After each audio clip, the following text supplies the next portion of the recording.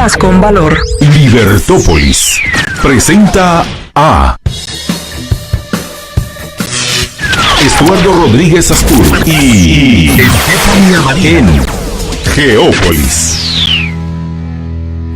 Hoy nos vamos a ir para el sur, porque también hay un tema que indirectamente realmente preocupa mucho a la región, especialmente a toda Latinoamérica, y es el tema que siempre nos da mucha tristeza tener que abordar, pero lo tenemos que hacer, y es Venezuela.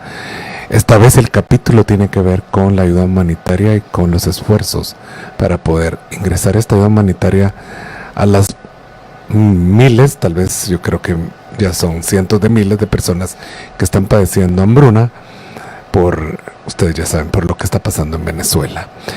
Vamos a hacer un enlace ya y creo que lo tenemos, ¿verdad? Sí, Mario, gracias.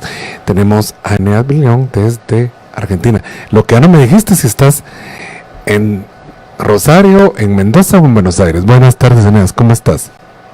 Muy buenas tardes, Estuardo. ¿Cómo están ustedes en Geópolis? Y sí, hoy efectivamente desde Rosario. Rosario, ok. Es importante ubicarte geoestratégicamente para que ya sepan todos nuestros escuchas, ¿verdad? Que sí. Porque si no empiezo a decir mentiras y no se vale. El tema, Eneas, y gracias por estar nuevamente con nosotros, porque el tema se está volviendo, obviamente, pareciera que no se quiere quitar de las noticias, ¿verdad? Porque no vemos, por momentos sentimos que va a solucionarse esto, pero por momentos creemos que sigue entrampado. ¿Cómo ves? ¿Cuál es tu diagnóstico, Eneas, con este tema ahora, especialmente con el capítulo de la ayuda humanitaria que se está tratando de ingresar y que no quiere el gobierno ilegítimo ahora de este señor Maduro? Bueno, específicamente me gustaría contarte algo volando, porque uno de los temas, digamos, más importantes es que hay gente que, junto con la dictadura de Maduro y el G2 cubano, están tratando de negar que exista una emergencia sanitaria, en primer lugar, que es lo que justificaría precisamente esta acción de la ayuda humanitaria. Y mira, algo que encontré que realmente es espectacular el trabajo que hacen, se llama Observatorio Venezolano de la Salud, OVS, y ellos cuentan un poco, digamos, que precisamente la situación es desesperada, sobre todo, digamos, entre la población de niños, entre la población de gente de la tercera edad, y precisamente, o sea, el problema es, primero, digamos, de alimentación, porque precisamente las personas que están alimentándose mal están comprometiendo mucho, digamos, su desarrollo, sobre todo en los niños que están mal alimentados, y eso compromete, por ejemplo, la cuestión del desarrollo del cerebro, y eso complica, digamos, esas habilidades, digamos, intelectuales y físicas en el futuro, ¿no? Después, bueno, entre los adultos que están mal alimentados ha crecido, digamos, la obesidad, la diabetes tipo 2 y enfermedades cardiovasculares. Los adultos ancianos, obviamente, ni hablar, que junto con las embarazadas, de alguna manera, no tienen ningún tipo, digamos, de asistencia médica. Y bueno, y precisamente como la asistencia médica ha ido deteriorándose, la alimentación se ha ido deteriorando, reaparecieron enfermedades que estaban completamente erradicadas de Venezuela, enfermedades que son un problema grave, digamos, tales como la malaria, la difteria y la tuberculosis. Y bueno, y un capítulo aparte ocupan, digamos, personas que tienen VIH o SIDA, digamos, VIH que sería, digamos, la etapa temprana del problema, y SIDA ya cuando se encuentran enfermos y muestran, digamos, de alguna manera manifestaciones externas y demás, y el otro, el grupo de la gente que son enfermos oncológicos, digamos, que no están consiguiendo ningún tipo de atención médica. Entonces, bueno, los Estados Unidos, precisamente USAID o USAID, como diríamos en español, que es la Agencia de Ayuda Internacional, en un esfuerzo conjunto con el Departamento de Estado de los Estados Unidos, prepararon un paquete inicial de $20 millones para precisamente alcanzar medicinas y alimentos en cajas a la gente. Precisamente, bueno, obviamente el equipo de trabajo de Juan Guaidó está completamente de acuerdo con recibir esto para ir tratando, digamos, a la gente que tiene más urgencia, necesitando estas medicinas y estos alimentos importantes. Obviamente habrás visto, como bien vos decías, un montón de comentarios, un montón de especulaciones, sobre todo sobre el tema de la ayuda humanitaria. Algunos están entusiasmadísimos, pero se preguntan, digamos, cómo va a ser para ingresar esta ayuda. Al respecto, el usurpador, digamos, Nicolás Maduro, lo que ha dicho es que precisamente no aceptan y van a hacer lo imposible por evitar que esta ayuda humanitaria ingrese en el territorio venezolano. Y bueno, yo me fui a las fuentes, digamos, para no seguir con especulaciones y demás. Una de las personas que más ha estado, digamos, encargadas, digamos, por parte de la administración Trump es el asesor de seguridad, que se llama John Bolton, que ha sido el que ha dado bastantes pistas y ha sido el que más ha anunciado de cuánto dinero se va a gastar, qué tipo de ayuda humanitaria hay, que es lo que acabamos de nombrar hace un ratito. Y después hay un integrante clave del equipo de Trump que se llama Mauricio Claver Carone, que es el encargado de Latinoamérica y el Caribe del Consejo Nacional de Seguridad, el National Security Council de los Estados Unidos. Y bueno, yo creo que Claver Carone es uno de los que ha explicado, digamos, de manera más detallada, si bien, digamos, ya van a ver que los últimos detalles fundamentales tampoco los revela, digamos, porque yo creo que también en parte es importante que ellos mantengan, digamos, las estrategias por las cuales piensan ingresar estos alimentos de manera, digamos, no pública por el momento, ¿no? O sea, sobre todo teniendo en cuenta que el régimen de alguna manera va a intentar evitarlo. Entonces, bueno, hay una entrevista súper interesante de la que yo rescaté 3 preguntas que le hacen a Claver Carone. Y bueno, el Claver Carone hizo una afirmación súper importante. Dijo que la ayuda va a terminar ingresando sí o sí, digamos, al territorio de Venezuela. Sí, es cierto. Y que la única duda que estaría quedando no es si realmente va a poder entrar, sino que la única duda que todavía tienen, oficial, es decir, qué día va a ingresar. Porque lo que explica Carone es que, digamos, todos los recursos que se necesitan y demás están listas para distribuirla de inmediato dentro de Venezuela. Te interrumpo, Neas. Creo que claro que sí. Hay un centro de acopio que ya está instalado. En Colombia. Sí. En Colombia, sí, en Cúcuta, ¿verdad? En Cúcuta, sí. Colombia, que es cerca del puente fronterizo que está bloqueado, el Tienditas. Y ya anunció hace unos instantes Juan Guaidó que el 23 es el día que ingresa ahí a la ayuda. No sé cómo se aventuró para una fecha, pero eso salió el día de hoy. Pero qué interesante. Sí, vamos a ver. Y lo que dice Claver Carone es que, además del centro de acopio en Cúcuta, digamos, han instalado, como si fueran, digamos, de alguna manera, instalaciones con containers y demás que tienen estas cajas, alrededor de todo Venezuela, en distintos puntos. Precisamente lo que habla es de un punto de acopio en el Mar Caribe, en uno de los países que está colaborando con los Estados Unidos, en Colombia y en Brasil, a lo largo de toda la frontera. Lo que Claver Carone dice, que yo creo que es la persona clave de todo esto, él da un ejemplo. Dice que no solamente, digamos, Juan Guaidó tiene el apoyo de los venezolanos en las calles, que digamos, la mayor demostración fue el día de ayer. Hubo millones de venezolanos que se manifestaron, sobre todo en la capital, en Caracas, sobre todo esto.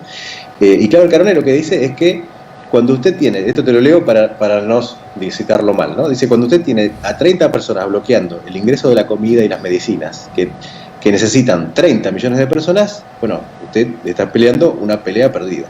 Por eso lo que yo digo es que esto es una cuestión de tiempo. Y es cierto, por ejemplo, el día de ayer en la zona de acopio de Cúcuta marcharon un centenar, o sea, realmente no eran tantos, pero eran un centenar de médicos que estaban exigiendo precisamente el ingreso y se proponían ellos mismos, digamos, para ingresar las medicinas y demás para sus pacientes con mayor urgencia, ¿no? El punto es que realmente se ha hablado, o sea, por un lado ha hablado Claver Carone de este tema y por el otro lado hay un señor que también, que se llama Elliot Abrams, que es el enviado especial de los Estados Unidos para Venezuela, que había hablado de un cerco humanitario, precisamente, o sea, lo describían como un cerco humanitario entre Brasil, Colombia y el Caribe, ¿no? Con lo cual, digamos, lo que te quiero decir, Estuardo, es que de alguna manera todo esto está apoyando claramente una transición pacífica, ¿no? Cuando uno mira y combina, digamos, las declaraciones del equipo de Trump, que insiste que los militares que faciliten las cosas, o que por lo menos sean desertores del régimen de Maduro y del G2 cubano, digamos, de alguna manera no van a tener consecuencias legales, mediano o de largo plazo.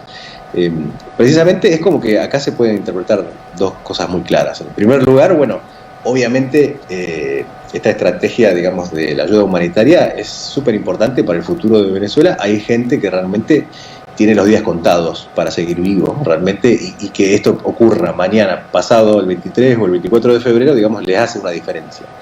Y por el otro lado, realmente ha sido una estrategia muy inteligente para crear un quiebre, digamos, interno dentro de las Fuerzas Armadas Nacionales Bolivarianas, ¿no? Las FANB, como llaman ellos. Excelente. Una pregunta que te quiere hacer Rudy. Rudy, por favor. Eneas, ¿cómo estás? Gracias por tu tiempo. Te saluda Rudy. Yo tengo dos preguntas. Y la primera es, sabes, en nuestros países los contenedores entran y van en forma ilegal. ¿Cuál será la razón por la cual esta ayuda no puede entrar de alguna forma ya, sin fechas? Hay formas. Y mi segunda pregunta es, ¿tú podrías explicarnos qué implicación política tiene para Maduro que finalmente acepte la ayuda humanitaria?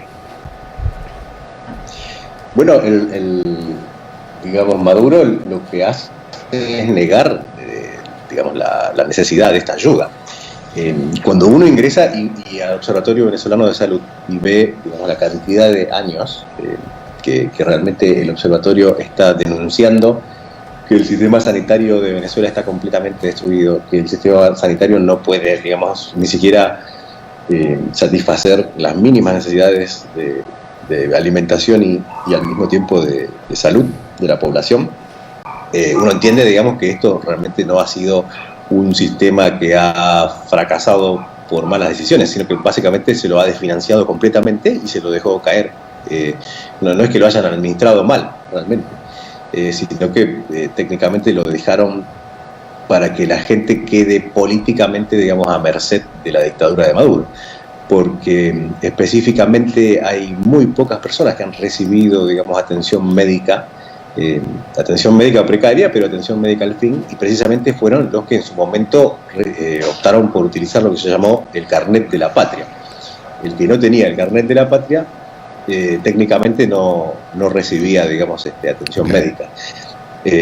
Ahora, el tema de que obviamente, digamos, en todos los países existen vías ilegales para ingresar cosas, bueno, eso pasa incluso hasta en los Estados Unidos, ¿no? Precisamente ese es el principal argumento en favor de un muro. Con lo cual, técnicamente se podría decir que sí, que de alguna manera los Estados Unidos podría tener como alternativa, si la gente de las Fuerzas Armadas no deciden cooperar con el ingreso de la ayuda internacional, sí podría considerarse algo así. El día de hoy Donald Trump, que estaba Iván Duque en camino, ¿no?, para reunirse con él en la Casa Blanca, declaró en una conferencia de prensa, dijo algo así como: tenemos un plan B, C, D y E para solucionar y llevar, digamos, hasta, digamos, como sea, ¿no?, el tema de la democracia y la libertad otra vez al pueblo de Venezuela. Aparte de lo que dijo, ¿no?, de que todo lo que está haciendo iba a ser considerado como un crimen, ¿no? Sí, efectivamente. Sí, por eso, o sea, le están dando como una especie de salida. Lo que pasa es que, a ver, en esto también hay que tener en cuenta que estamos lidiando, digamos, con un país que es un narcoestado, entonces hay muchísimo dinero y muchísimos recursos apostados a lo que llaman fake news, ¿no?, a mostrar cosas que realmente no pasan o declaraciones que realmente no ocurren. Yo he visto de todo en internet de los últimos días. He visto desde videos de aviones que supuestamente aterrizan con la ayuda humanitaria en Venezuela, que eso realmente no ha ocurrido hasta el momento, hasta, digamos, declaraciones de que la gente del G2 cubano está saliendo, digamos, muerta de miedo de Venezuela, y eso tampoco ha ocurrido. Con lo cual hay que ser muy cuidadosos con esto. Yo creo que los funcionarios del régimen de Trump han dado toda la información que realmente la prensa necesita para entender cuál va a ser la estrategia, pero obviamente no han dado los últimos detalles para precisamente que no se bloquee esto, ¿no? Tenemos que acordarnos, por ejemplo, que en la época de George W. Bush, digamos, CNN transmitía cosas que eran un problema, digamos, para el ejército de los Estados Unidos, porque estaba mostrando en vivo lo que estaban haciendo y muchas veces el enemigo, digamos, tomaba decisiones al respecto, ¿no? Y eso se dejó de hacer. Bueno, yo creo que Estados Unidos, de alguna manera, ha aprendido muchas lecciones en sus esfuerzos, digamos, por promover la libertad, como lo han hecho muchas veces, ¿no? Como el caso clarísimo de la Segunda Guerra Mundial. Excelente. Vamos a hacer, ¿nos da tiempo una pausa? ¿Nos damos de corrido mejor, Mario? Porque creo que sí, para que podamos salir también un poco antes por las carreras de los cursos de la maestría. Hay que correr también. Amables escuchas, los que quieran hacer preguntas, bienvenidos. Hoy están muy quedaditos o los temas están complicados. Yo creo que les tienen curiosidad. Si no, aquí aprovechamos. Aquí tengo una. Bueno, es un comentario, no sé, pregunta Eneas, de que si realmente Estados Unidos está, pues obviamente ayudando a que se pueda dar esta libertad, o realmente también va amarrado de un control, ¿no? Sobre este país, en base a todo lo que está sucediendo. ¿Tú cómo lo ves? Bueno, yo lo veo claramente como un win-win. Es decir, no es que Estados Unidos sea tan generoso, simplemente que a Estados Unidos le conviene la destrucción de este régimen, digamos, narcotraficante, y es muy importante, digamos, frenar un poco la influencia de este régimen sobre los distintos países de América Latina. Sí. Cuando uno mira el caso de Odebrecht, cuando uno mira, digamos, los narcosobrinos de Maduro, que en realidad son parientes de su esposa, ¿no? Y cuando uno mira, digamos, el accionar del cártel de los Soles, de Diosdado Cabello con unas fuerzas armadas, digamos, nacionales bolivarianas, uno entiende, digamos, que no es una cuestión de inmiscuirse simplemente en un asunto que no les compete, sino que además, o sea, realmente se ha convertido Venezuela en un satélite de Cuba, donde se exporta, digamos, el comunismo, digamos, de una manera atroz, y al mismo tiempo se financia todo esto con operaciones que son completamente ilegales, ¿no?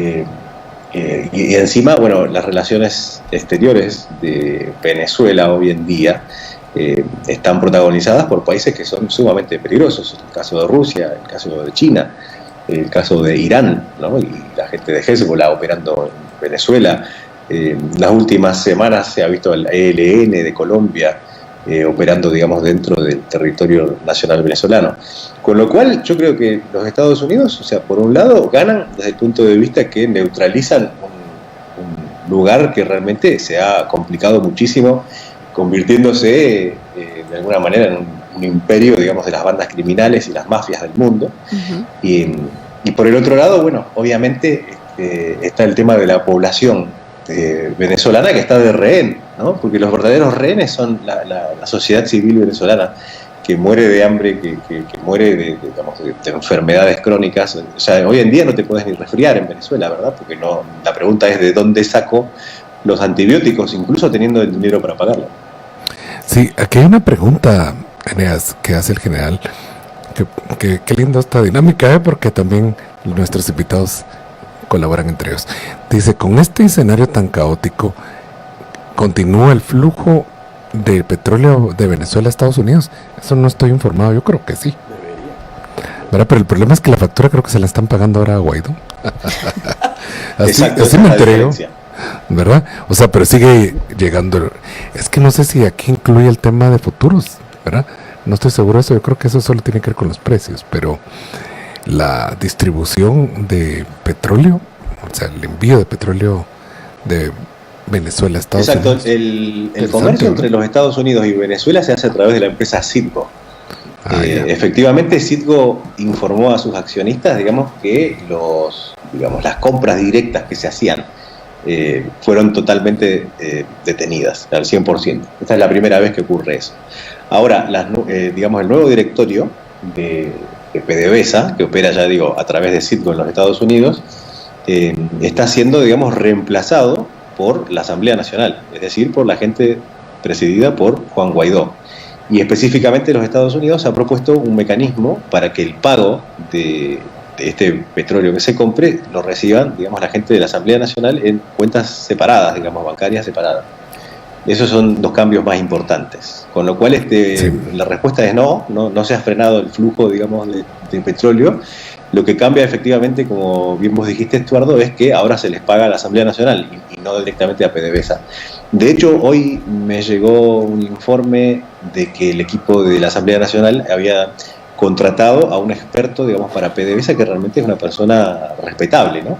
Que en su momento yo recuerdo bien que Hugo Chávez había cambiado a todo el equipo del directorio y a los técnicos y los ingenieros químicos y demás en PDVSA, digamos, con un criterio totalmente político, ¿verdad? Interesante eso. Hay una última pregunta porque ya se nos va a acabar el tiempo, Neas, y la hace Williams Alejandro Álvarez. Yo le digo Alejandro también ahora. Williams Álvarez, nuestro buen amigo, es también profesor universitario.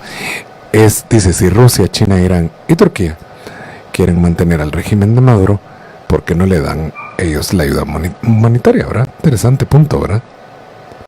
Pero creo que ahí están negando, Neas, ¿verdad? El gobierno lo está negando. ¿Verdad? Sí, lo que se ha visto en los últimos días es que precisamente le están empezando a comprar de alguna manera oro, que según ellos, bueno, tenían algunas reservas, y que hay todo un mecanismo bastante perverso. Lo que también revela que no hay una ayuda, digamos, por parte de ellos que fuera desinteresada, ¿no? O sea, yo creo que, y tiene sentido, ¿no? O sea, digamos, en la economía global que vivimos hoy, digamos, todos los países buscan cooperar o transar, digamos, en win-win situations, ¿no? Situaciones ganar-ganar. Exacto. Con lo cual, para mí la pregunta, digamos, hay que mirarlo, digamos, el cuadro desde más, hay que tomar distancia del cuadro y darse cuenta que realmente en el mediano y el largo plazo a nadie le conviene ayudarlo a Maduro, vamos a ser sinceros, porque, digamos, caerían en desgracia, digamos, a nivel internacional. Muy buen punto. Sí. Con la amplia mayoría de la Unión Europea en contra. Sí. Y digamos, y en favor de la legitimidad de Guaidó, y la amplia mayoría de los países de América Latina también en contra, digamos, sería una estrategia muy mala, ¿no? El otro día hablaba sobre el tema de Rusia, y qué tan importante es Rusia, digamos, a nivel geopolítico. Y lo que yo le comentaba a la periodista, bueno, Claudia Marinelli, que es con quien conversaba el tema, yo le decía que el tremendo patrimonio que tiene Rusia es precisamente Vladimir Putin, ¿no? Que tiene unas agallas enormes, ¿no? Porque realmente cuando uno mira a Rusia, digamos, no es un país desde el punto de vista del Producto Bruto Interno que sea demasiado preocupante para Estados Unidos ni para ninguna potencia del mundo. Sin embargo, digamos, el gran patrimonio que tiene es Vladimir Putin, que actúa como si fuera, ¿no?, Catalina la Grande, ¿no?, del siglo XXI. Pero la realidad es que es un país súper occidentalizado, que ha perdido bastante de su identidad rusa de alguna manera, y donde la gente vive bastante mejor, digamos, que cuando, obviamente, que cuando estaba la Unión Soviética, pero que su gran patrimonio es precisamente la capacidad que tiene este hombre que viene de la KGB, y por ende es una persona bastante peligrosa. Pero bueno, yo no creo que nadie esté dispuesto a pagar un precio altísimo por quedarse con Maduro, ¿no? Que realmente no tiene ningún futuro, claramente. Es una persona que tiene los días contados, y específicamente la libertad y la democracia en Venezuela es algo que como bien decía Claudio Carone, es un camino irreversible. Quedaron más preguntas, pero yo creo que el próximo miércoles podemos ir aclarando yo el creo resto. Que va a haber mucho que hablar. Pues quiero agradecerles a mis colegas, a los radioescuchas, por supuesto mis invitados como Eneas y como el general que estuvieron con nosotros hoy en este programa. Gracias, Eneas, te vamos a ir molestando como siempre, pero yo sé que te gusta estar con nosotros también en Geópolis y también al general. Claro que sí, un gusto enorme, Estuardo. Un fuerte abrazo ahí en el estudio y a la gente que escucha Geópolis por Libertópolis. Gracias. Y a ustedes radioescuchas, nos estamos escuchando como todas las semanas a las 5 de la tarde el próximo miércoles. Feliz lo que queda de la tarde y noche. Buenas tardes, con permiso.